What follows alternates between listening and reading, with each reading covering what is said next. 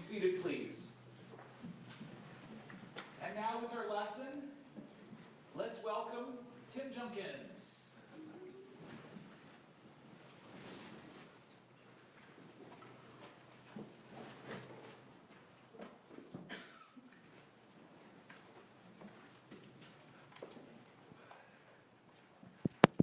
Any second now, it's going to kick in. Good morning, everybody.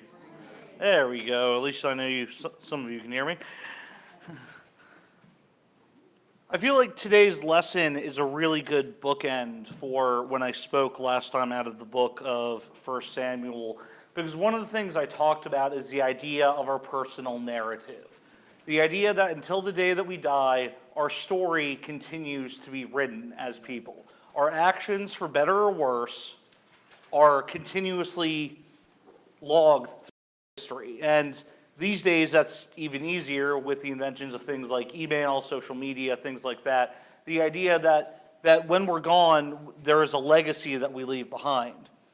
Today, what we're looking at is the latter portion of 1 Samuel, which ends with the death of Saul. Spoilers, so sorry. I kind of got the ending out there first. But what I want to do today is there's a lot of ground that I have to cover. So what I've done is I've created kind of a summary of the sections leading up to and the events happening around 1 Samuel chapter 31. So that's going to be the meat of our focus. But before we get there, our scripture reading was out of 1 Samuel 18. So the big to-do is how did we get from chapter 18 to chapter 31? So we're going to go ahead and cover a little bit of that, but the meat of where we're at is going to be 1 Samuel chapter 31. Coming off of Eric's very excellent lesson last week on David versus Goliath, the idea of David is coming fresh off this victory. He has slain the Philistine. He has taken his sling to the giant. He has vanquished him through the power that God has granted him. And things are just aces for David right now. Things are just coming up great. Things are going wonderfully. And so as we see from our scripture reading today, whatever battle David went into, he was granted victory because the Spirit of God was upon him. And at first, Saul is really behind this because David is part of Saul's kingdom. And so any victory that David scores is a victory for the kingdom. Things are going great. He's going out, he's notching up wins, things are going great. And then he starts hearing the people talk about how he has slain thousands, but David has slain tens of thousands. And the ego and the humanity starts to kind of kick in a little bit. The idea of, wait a second, I'm top of the food chain here, I'm the king. If this guy is getting all these accolades and awards and recognition, the only thing left for him is the kingdom. It's the only thing left. So he starts kind of getting paranoid a little bit. And he starts deciding, okay, well, I'm just going to keep an eye on David all of the time. And so things kind of start to progress. And as we move on from there, there are things that are going on where Saul decides at first that he can't be direct about this.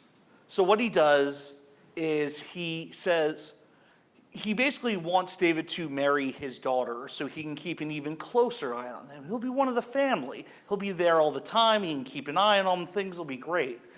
David is such a humble person because, as we know, he was a shepherd. David is such a humble person. He's like, no, I can't marry the daughter of a king. I'm a shepherd.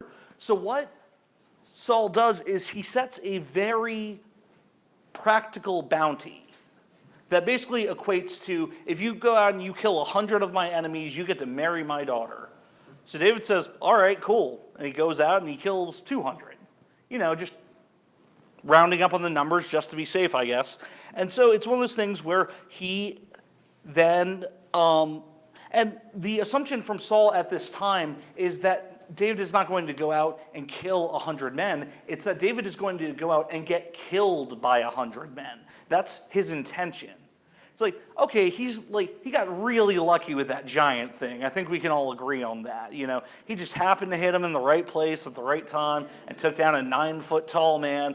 Okay, but what we're going to do is we're going to send him out against masses of numbers, and that'll solve the problem. I won't be involved. It's the Philistines who killed him. David goes out, he succeeds because he has the Spirit of God upon him, and he gets to marry the daughter. So Saul is kind of talked down on again, off again from the idea of killing David. The idea that, okay, well, my plan to send him out and this bounty I put out so you can marry my daughter, that didn't work, so all right. And people who are close to David, who love David, really don't want to see him killed. And so it begins this long deliberation of constantly trying to talk Saul down from killing David.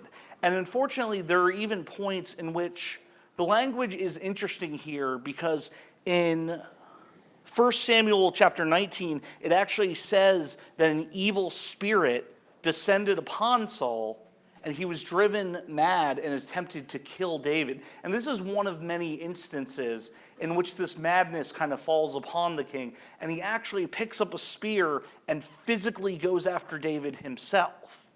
And these attempts fail again and again. David is able to evade time and time again. But at one point, it becomes apparent that David needs to leave, that this is a bad situation to be in, that if he stays, some night the king's just going to wander in and get him in a sleep. And so David decides to leave. And this kind of begins a game of cat and mouse between Saul and David, where Saul has become obsessed with David, where he's dedicating military resources and time in the pursuit of the capture of David. And so over the next several chapters, it really begins this story of where David is just kind of like one step ahead of Saul the entire time. Every time, like even the times where it's close, even when the times that it looks like David's about to get captured, there's some kind of intervention that happens that protects David, because David continues to wear the Spirit of God on him. God is watching out for him. David is in direct contact with God, to the point even where after one particular battle, David is resting in the town, and he hears that Saul is coming for him, and he asks God, he's like, are the villagers going to turn on me? Are they going to turn me over to the king? God's like, absolutely, you need to get out of there right now. And it's one of those things where even with all these victories, there's this tension, there's this apprehension, this nervousness that comes with, yes, you know that God is watching out for you. You know that God has your back. But still, this idea of the ruler of a nation is dedicating resources to your capture, to your extermination. That would make anybody nervous. And so at one point in chapter 23, David is on one side of his mountain with his small group of gatherers. He's returned home.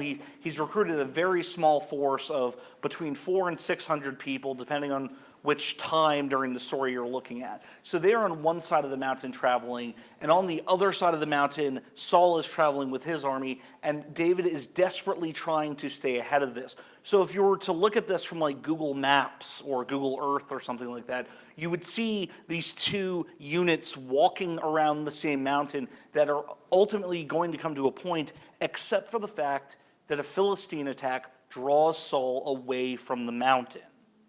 And so once again, David is able to kind of get in the clear. Now, during this time, this whole back and forth, Samuel winds up dying. Samuel, the catalyst for this story, like way back at the beginning, you know, what we first started talking about, passes on, and funerals are being held, and his memory is being honored and things like this.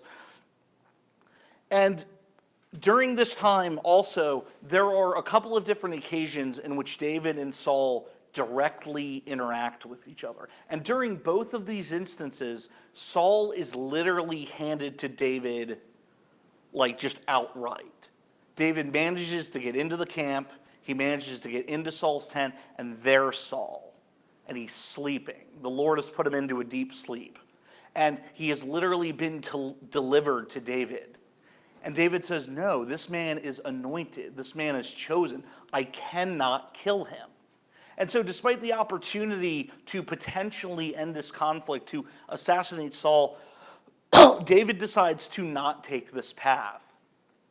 And there's even a couple of different times in which it's been communicated that Saul needs to learn from this. Saul needs to back off. But at each time, he kind of keeps coming back around to this rage, to this anger to David.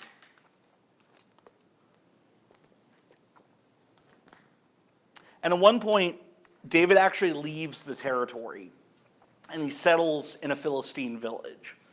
He settles in a place, and he kind of hooks up with the military commander because he needs a place to go.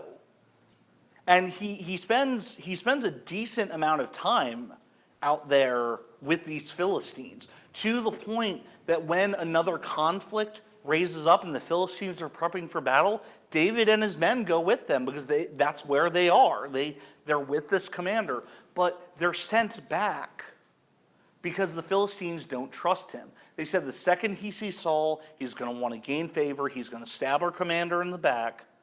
You guys have to go back. And so David and his troops, they disagree, but they go back. And they return back to where David was staying, where his family was, and they find that it had been ransacked. It had been set under attack. And so on this little bit of a side story, David and his men go after the raiding party. And David turns to God and says, if we go after them, am I going to get my family back? If we go after them, am I going to be victorious? And God says to him, yes, you will be victorious.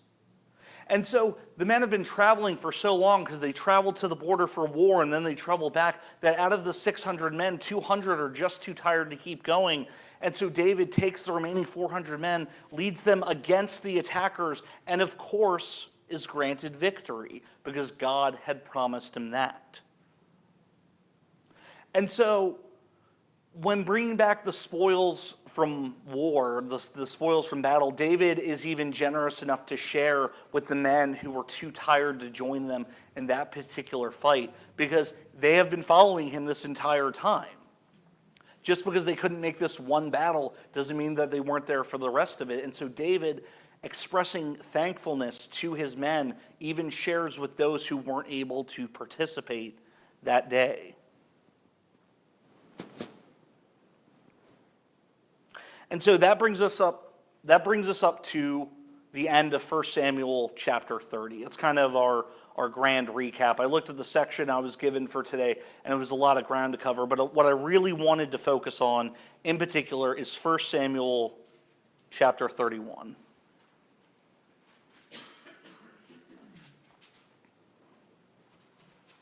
Starting in verse 1.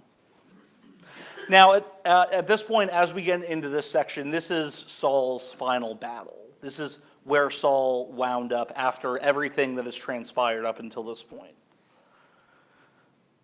Oh, I glossed over one section before we get to the text really quick. At one point, Saul had kind of cast aside all the mediums and the spiritualists in the kingdom because he knew that David was traveling with the Spirit of God. He knew that that power that Saul once had been moved over to David because Saul had messed up. He had angered God, and he had lost that connection. And instead of fighting to get that connection back, instead of trying to right that wrong, he just kept going deeper and deeper and deeper into the darkness. And so finally, he goes in disguise and he tracks down a spiritualist, and they actually communicate with the spirit of Samuel. And Samuel says, yeah, this is what happens. This is what has happened because of the mistakes that you have made, and your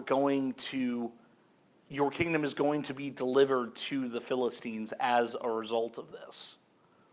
And so Saul kind of fell into a great sadness and anger and didn't eat for days, and finally kind of got enough strength to get back up and keep going after it was insisted upon that he ate.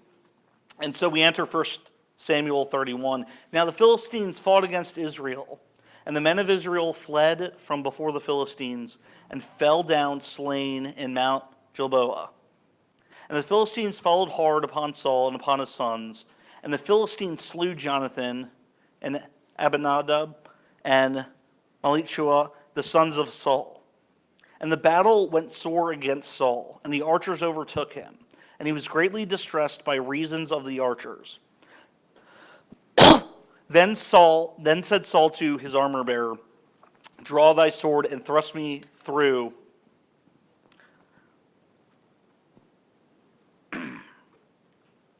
Sorry, one second. I apparently got onto a different translation I wasn't familiar with. Draw your sword and run me through, or these uncircumcised fellows will come and run me through and abuse me. So at this point, the army is kind of retreating. They're losing the battle. They're trying to get out of there. And as a result, Saul's sons are killed.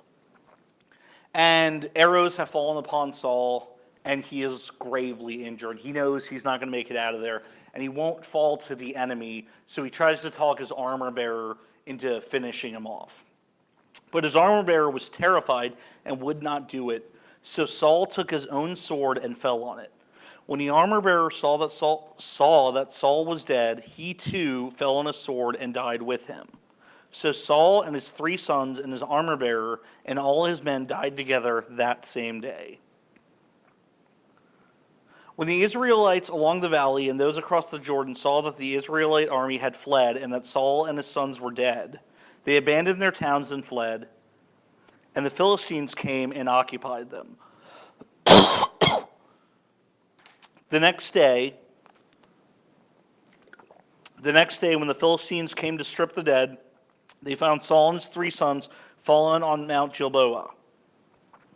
So the details kind of following this section are a little gory, and it's an interesting end to an interesting story of Saul, because ultimately Saul's shortcoming was going against what God wanted him to do, and that began this spiral of decisions.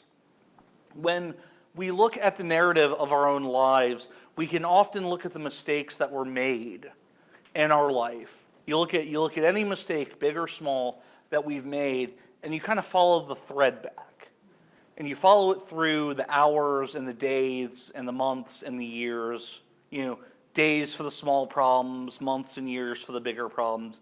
And you recognize that what has happened because of a starting point. So you make a mistake, and then that continues, and it continues. And it's almost like pulling the thread off of a sweater. You were just, as you continue to pull more and more, you watch as things become more and more unraveled. And unfortunately for Saul, he found himself in a scenario that he just couldn't get out of.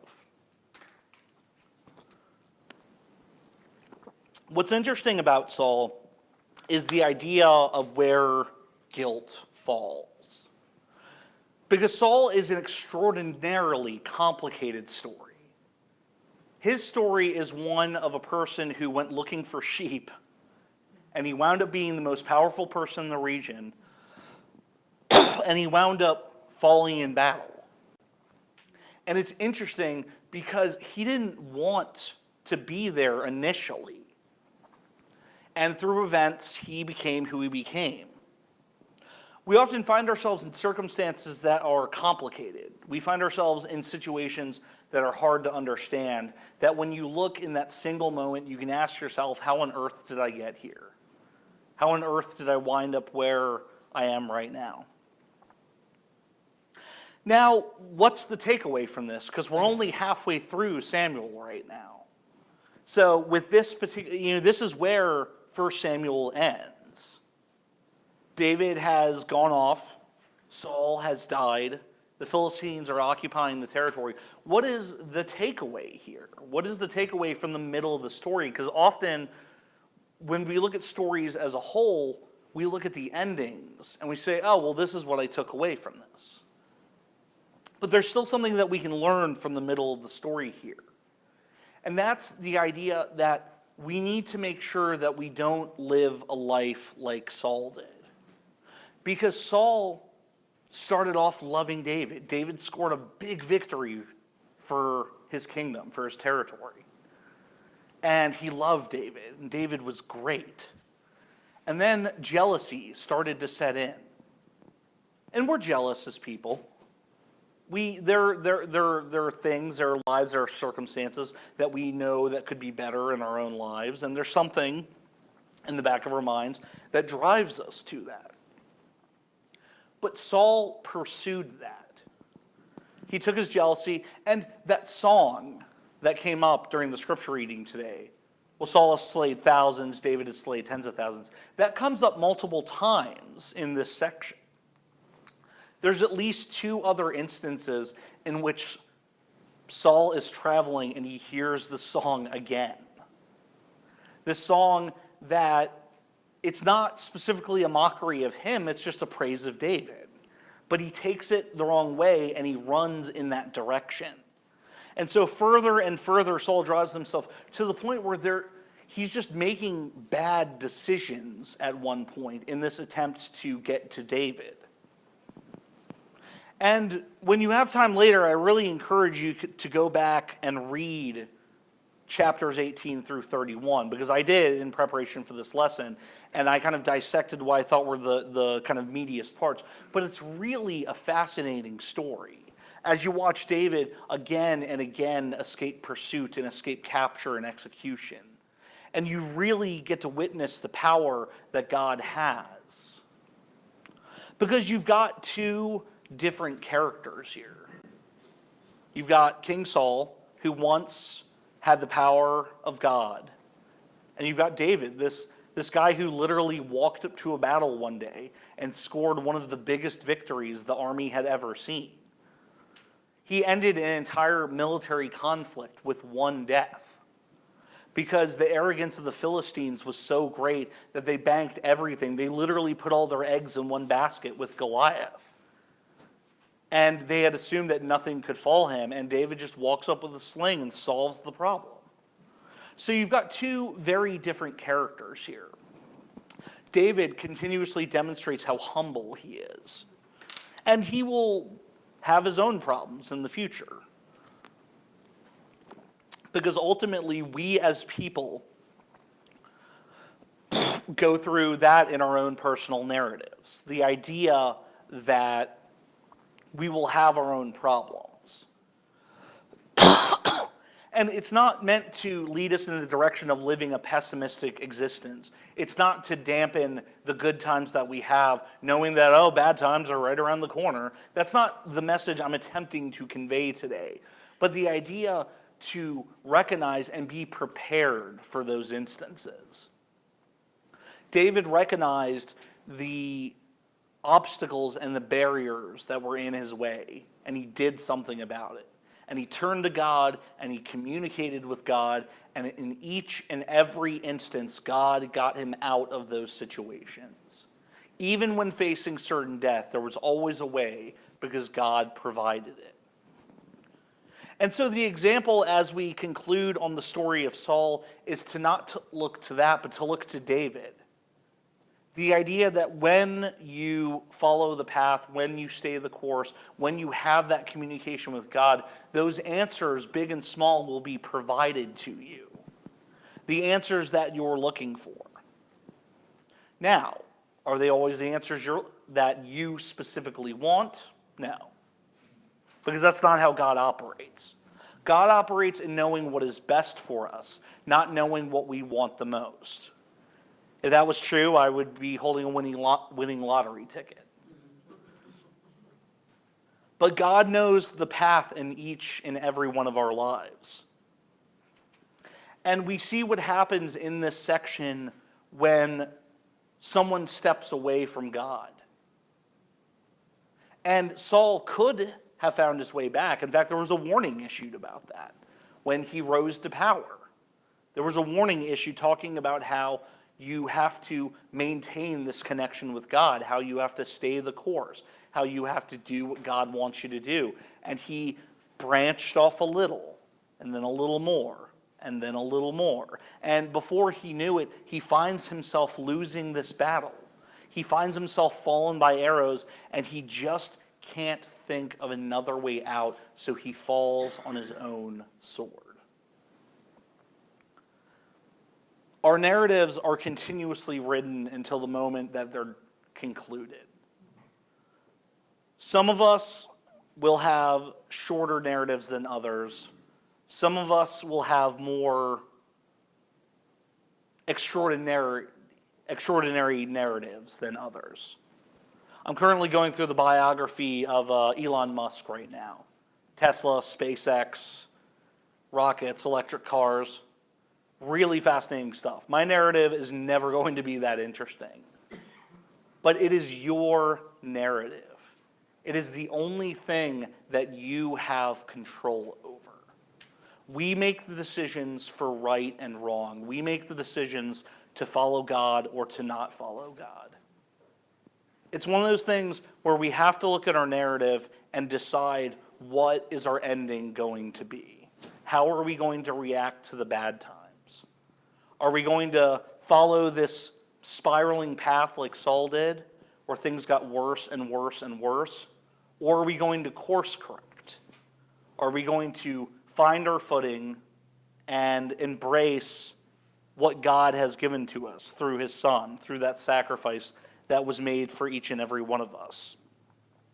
The idea that even today, that regardless of who we are, whether we're a shepherd or a king, that there is a gift that has been given to each and every one of us through the sacrifice that Christ has made. That it is not bound by political jurisdictions, it is not bound by nationality, it is not bound by race. It is simply a gift that is available to each and every one of us. And all we need to do is embrace it as people. To look at stories like this and to really understand where things went right and where things went wrong, and with the benefit of hindsight, we can look at these stories and go, well, here's what Saul should have done, here's what Saul should have done.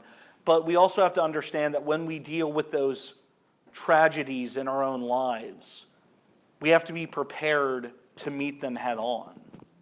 We have to understand that that endurance that comes from God comes from practice and study and humility, so that when those times face us as people, we are ready to deal with them, not through our own action, but through the power that God has given us.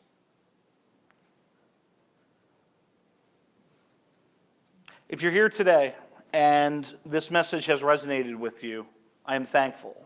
And I know it is not through my own power, it is not through my own ability. I am simply a voice that is being lent power by this scripture.